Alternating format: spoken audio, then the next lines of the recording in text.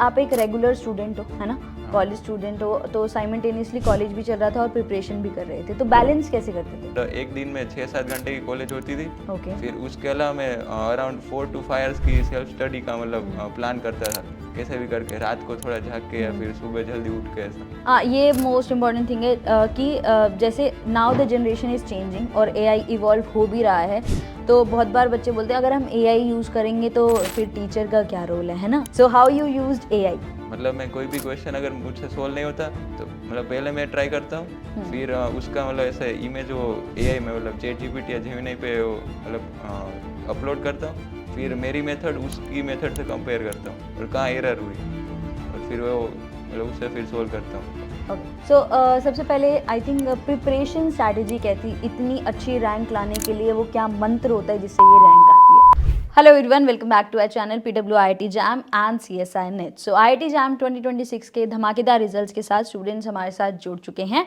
And हमारे साथ हैं हमारे स्टूडेंट रीत AIR2। तो सबसे पहले उनका वेलकम करते हैं to our channel and our platform. So most welcome to our channel and many many congratulation for this great result. तो सबसे पहले एक छोटा सा इंट्रोडक्शन आपका। Thank you so much ma'am for inviting me. पहले तो मैं बताना चाहूँगा कि मैं 6th सेमेस्टर में हूँ सेंट जेवियर्स कॉलेज अहमदाबाद में। और मतलब फिर मैंने आईआईटी जैम दी थी और मतलब उसमें अच्छा रैंक आ गया ऐसा। कैसे लग रहा है इस रैंक के साथ?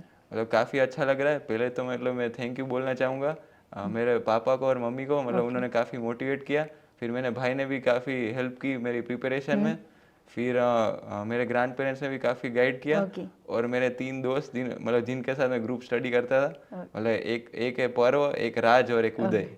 ओके। सो उनको कैसे लग रहा है, मतलब फैमिली और फ्रेंड्स को कैसे लग रहा है इस रैंक के साथ? मतलब वो भी काफ़ी खुश है ऐसा।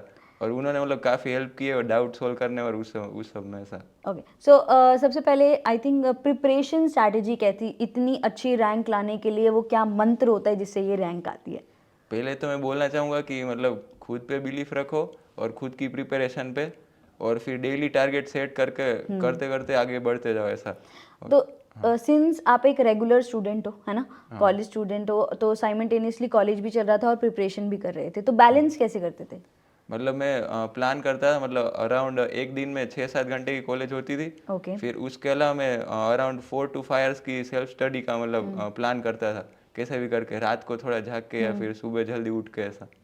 तो मतलब जैसे प्लानिंग करते थे उसमें कौन कौन सी चीज़ें हैं या मेन पॉइंटर्स हैं जिनको आप इंक्लूड करते थे डेली बेसिस पे अपनी प्रिपरेशन में? मतलब मैं टॉपिक वाइज प्लानिंग करता था। ओके। अगर मुझे कॉन्फिडेंस आ गया तो मतलब मैं फिर डायरेक्ट एग्जाम के लिए भी वो रेडी था ऐसा। मतलब मॉक टेस्ट की भी ऐसी ज़रूरत नहीं लगी ऐसा। मतलब अगर टॉपिक के लिए रेडी नहीं हूँ तो वापस वही टॉपिक पढ़ता था ऐसा।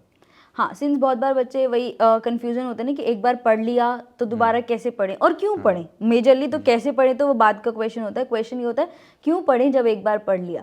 तो आप जैसे आपने बोला कि कॉन्फिडेंस आ जाता, आपको वैसे पता चलता था कि अब ये टॉपिक जो है मैं कॉन्फिडेंट हूँ कि अभी अच्छे से प्रिपेयर हो चुका है? मतलब मैं एक टॉपिक को अराउंड 4-5 बार रीड कर लूँ तो मतलब ऐसे इंटरनली अंदर से कॉन्फिडेंस आ जाता है ऐसा कि मैं कोई भी क्वेश्चन कर सकता हूँ ऐसा।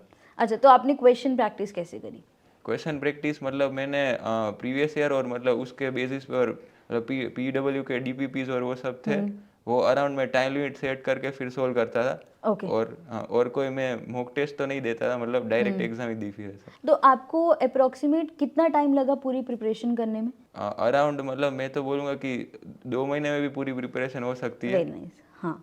हाँ, और मतलब 2 to 2.5 मंथ्स में मतलब हो सकती है पूरी प्रिपरेशन।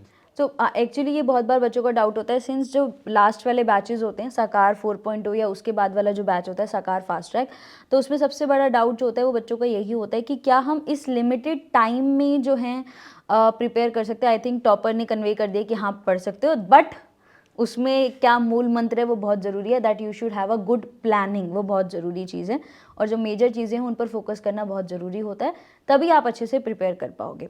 तो इसी में सिंस जैसे आप कहते हो कि जब आप प्रिपरेशन करते हो ना तो उसमें बहुत डीमोटिवेटिंग फेज भी आता है ना, तो उसको कैसे टैकल करते थे? उसके लिए मतलब मैंने पहले से सेल्फ हेल्प बुक्स पढ़ता था और मेडिटेशन काफ़ी मतलब मैं रेगुलरली करता हूँ ऐसा। अच्छा, तो सेल्फ हेल्प बुक में आपकी फेवरेट बुक कौन सी है? Power of your subconscious mind मेरी ओके। फेवरेट है और द सीक्रेट भी। Okay, so you have toppers recommendation, you can start. हाँ, और इसी से मुझे याद आया कि जैसे मैं बहुत बार क्लास में जब मैं भी ऐसे डिस्कशन कर रही होती हूँ, you can follow these thing और डू समथिंग लाइक दैट, तो बहुत बार बच्चे ये होते हैं कि टाइम ही कैसे निकलेगा। सो आई थिंक वो बहुत ज़रूरी है। तो आपको कैसे लगता है टाइम मैनेजमेंट कैसे किया जा सकता है? मतलब कोई भी सेल्फ हेल्प बुक पढ़नी हो तो मतलब डेली मतलब अराउंड 30 मिनट्स तो दे सकते हो सर, थोड़ा टाइम।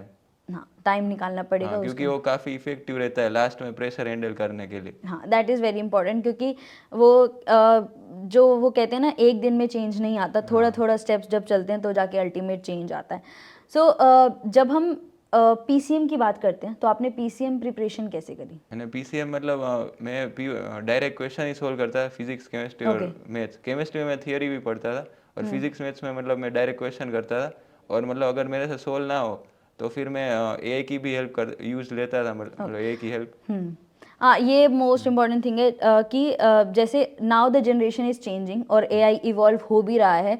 तो बहुत बार बच्चे बोलते हैं अगर हम एआई यूज़ करेंगे तो फिर टीचर का क्या रोल है ना? ऐसे भी बहुत सारी चीज़ें हैं आजकल। So how you used AI? मतलब मैं कोई भी क्वेश्चन अगर मुझसे सोल्व नहीं होता तो मतलब पहले मैं ट्राई करता हूँ, फिर उसका मतलब ऐसे इमेज वो एआई में मतलब चैट जीपीटी या जेमिनी पे वो मतलब अपलोड करता हूँ। फिर मेरी मेथड उसकी मेथड से कंपेयर करता हूँ और कहाँ एरर हुई, और फिर वो मतलब उससे फिर सोल्व करता हूँ ऐसा। ये ना बहुत इंपॉर्टेंट चीज़ है। वो जो जब हम क्लास में बात करते हैं ना, वो जो 2 घंटे 4 घंटे की क्लास होती है वो हर स्टूडेंट के लिए सेम होती है ना? सबके लिए सेम होती है। सेम कंटेंट हर साल आता है, सेम कंटेंट साकार में होता है, 2.0 में होता है, 3.0 में होता है, 4.0 में होता है, फास्ट ट्रैक में होता है। But the toppers are made by themselves. जो एक एक्स्ट्रा वो कहते हैं ना तड़का जो लगाते हैं अपनी प्रिपरेशन में, जो टॉपर्स होते हैं उसी से वो रैंक्स आती हैं और उसी से वो अचीवमेंट्स मिलती हैं। That is very important. तो अब जो फ्यूचर एस्पिरेंट्स हैं जिन्होंने अभी 2027 या इन फ्यूचर एग्ज़ाम देना है, आप उनको क्या बोलना चाहोगे? मतलब पहले तो मैं उनको बोलना चाहूँगा मतलब कि अपने खुद के ऊपर ट्रस्ट रखे, किसी और मतलब कोई और रखे कि ना रखे वो मतलब इतना डिफर नहीं करता। मतलब और मतलब खुद खुद की सेल्फ बिलीफ ही मतलब वो मेन चीज़ रहती है, और डिसिप्लिन भी, और कंटिन्यूसली मतलब प्लानिंग करते हुए डेली प्लानिंग करते करते मतलब आगे बढ़ते जाए ऐसा। तो रीत जो हमारे टॉपर हैं उनकी मेन जो रिकमेंडेशन है, a good time management, yes. Discipline, consistency and faith in yourself. तो ये है इनके एलिमेंट्स जो आई थिंक इनकी सक्सेस के लिए रिस्पॉन्सिबल हैं। तो thank you so much Reet for joining us यार, बहुत अच्छा लगा मुझे आपसे बात के, and thank you so much. Thank you so much ma'am, and thank you so much to all the PW faculty members and PW staff. Thank you so much.